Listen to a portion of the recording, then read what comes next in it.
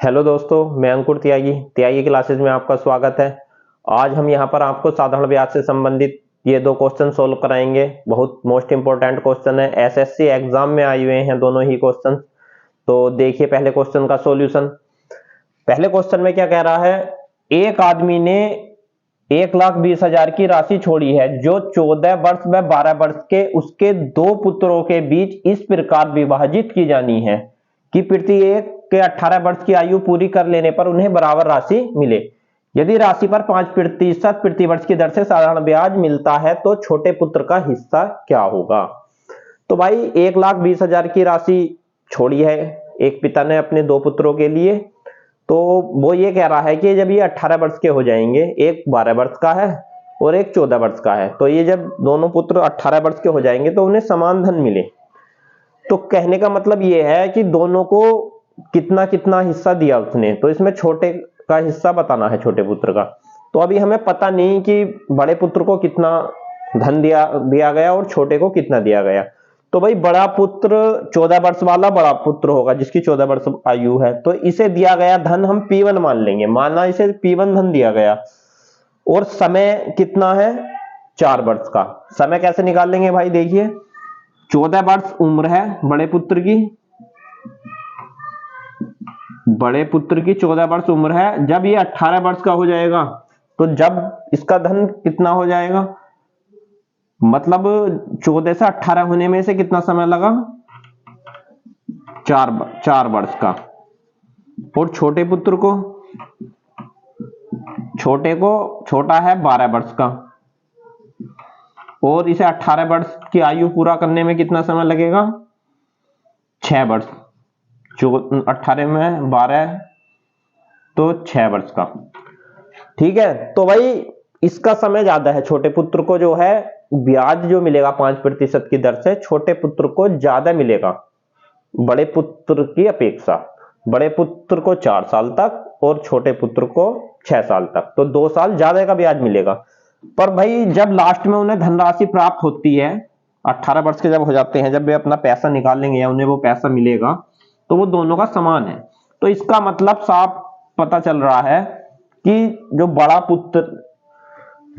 पुत्र है उसे धन का ज्यादा भाग दिया गया होगा, छोटे पुत्र को कम भाग दिया गया होगा। क्यों, छोटे पुत्र को ज्यादा समय तक ब्याज मिल रहा है। ठीक है, तो इसे हम देखिए अब क्वेश्चन को किस प्रकार करते हैं।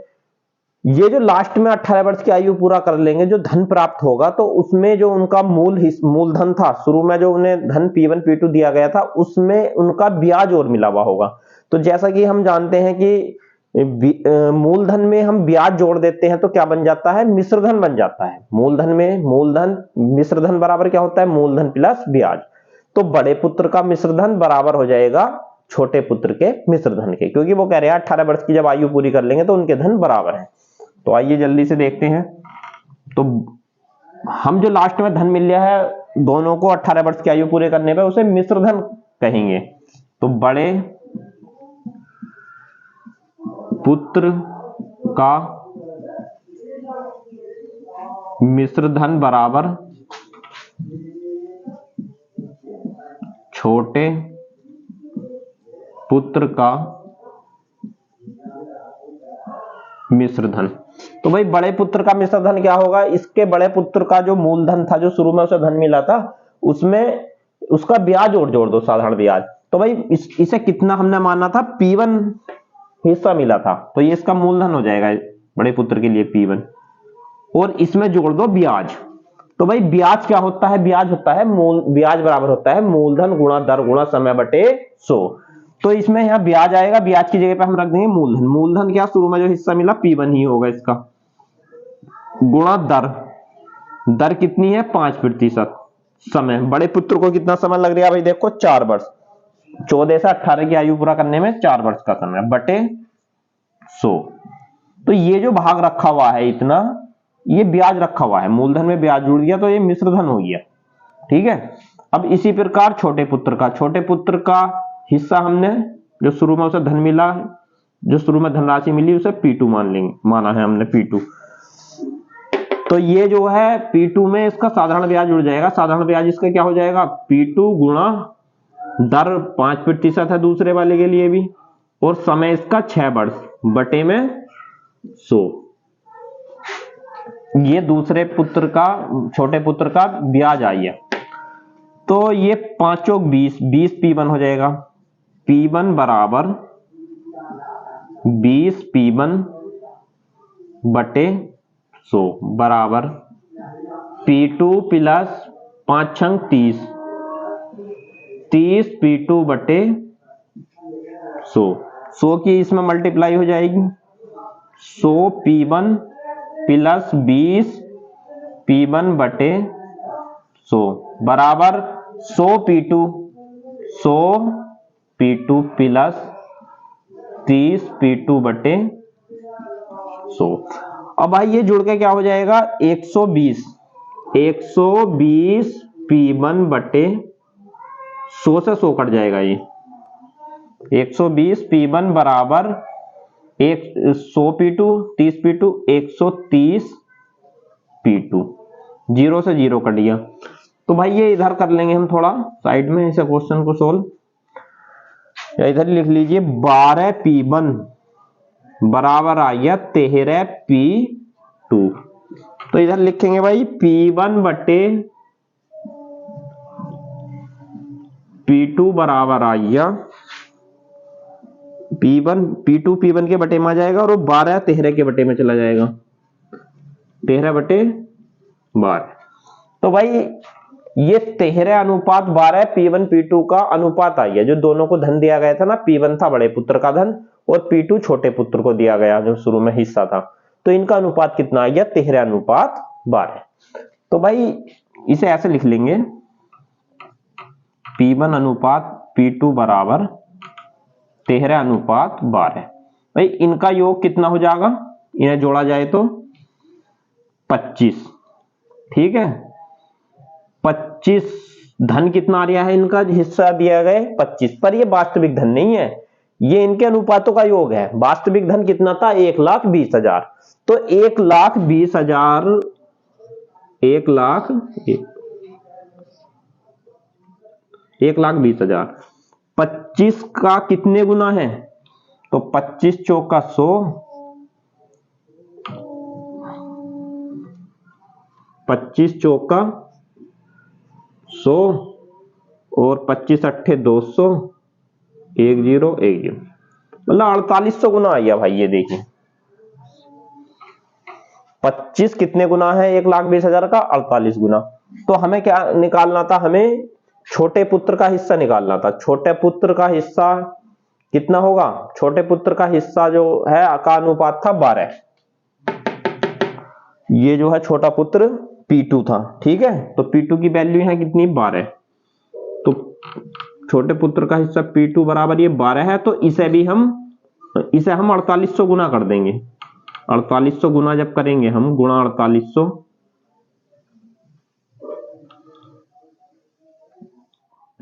जीरो 1 0 लगा, 12 अट्ठे 96 का 6, हंसी लगे 9, 12 चौक 48 और 9 57, 57,600 रुपए आई है इसका। ये इसका आंसर हो जाएगा भाई। तो ध्यान से देखिएगा भाई, चमक रहे होगा, थोड़ा नीचे आ गया है।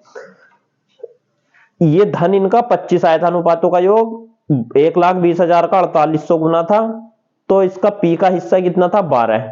तो 12 को भी 4800 गुना कर देंगे। 12 को 4800 से गुणा करेंगे, गुना का मतलब 4800 गुणा का मतलब 12 को 4800 से गुणा, 57,600 आ गया। 12 अट्ठे 96, हंसी लग लो, 12 चौक 48 और 9 57। तो ठीक है, ये बहुत अच्छा इंपॉर्टेंट क्वेश्चन था। उम्मीद ऐसी आपको ठीक से समझ में आया होगा। इसे अपनी नोटबुक में नोट कर लेना। अब सेकंड क्वेश्चन का सॉल्यूशन देखिएगा। सेकंड क्वेश्चन में क्या कह रहा है भाई, राम 8% की साधारण ब्याज की दर पर कुछ धनराशि उधार लेता है। भाई राम ने 8% पे कुछ धनराशि उधार ली, ठीक है, और रहीम 5% साधारण ब्याज की दर पे 2,000 रुपए उधार लेता है। 3 वर्ष के अंत में उन्हें जो ब्याज मिला तो वो बराबर है, ठीक है। तो राम द्वारा लिया गया धन, राम ने कितनी धनराशि उधार ली वो ज्ञात हमें करनी है। तो देखिए भाई, एक तरफ लिख लो यहां पर राम, एक तरफ रहीम। तो राम की धनराशि हम मान लेंगे,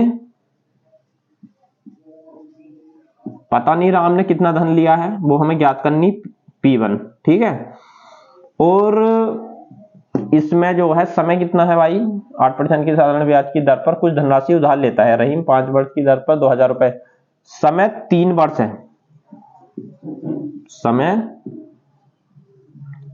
3 वर्ष, ठीक है। और दर, राम ने कितनी दर पर उधार ली वो धनराशि, ये P1 8% की दर पर। अब बात करेंगे हम रहीम की।